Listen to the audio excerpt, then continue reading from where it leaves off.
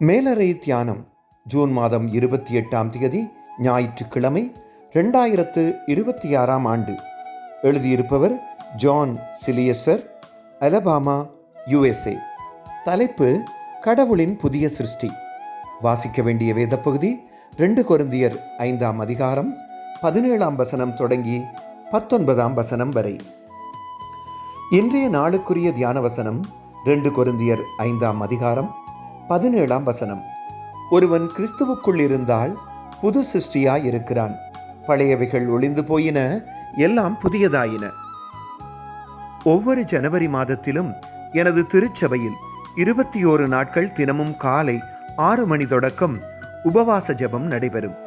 அந்த 21 நாட்களும் சபை மக்கள் தாம் கைவிட விரும்பும் காரியத்தை கைவிடவும், அதை தொடர விரும்பினால் அதற்கு பலன் தரும்படியும் கேட்டு ஜெபிக்கும்படி தைரியப்படுத்தப்படுவர்.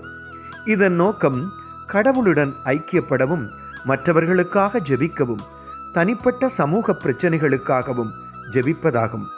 சிலர் குறிப்பிட்ட உணவை கைவிட தீர்மானிப்பார்கள். நாம் அனைவரும் கைவிடக்கூடிய கவலை, பயம், கோபம், நியாயம் தீர்த்தல், மன்னிக்காமை, மன்னிப்பு கேட்காமை, தவறவிட்ட நல்ல சந்தர்ப்பத்தை நினைத்து வருந்துதல் போன்றவற்றை கைவிடாவிட்டால் நீண்ட காலத்துக்கு எம்மை வருத்தும். இவை எம்மிடமிருந்து மகிழ்ச்சியை எடுத்துவிடும்.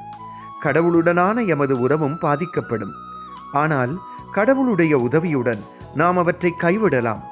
நாம் கிறிஸ்துவுடன் இருந்தால் பழையவைகள் மறைந்து புதியவைகள் தோன்றுமென்று வேதம் சொல்லுகிறது.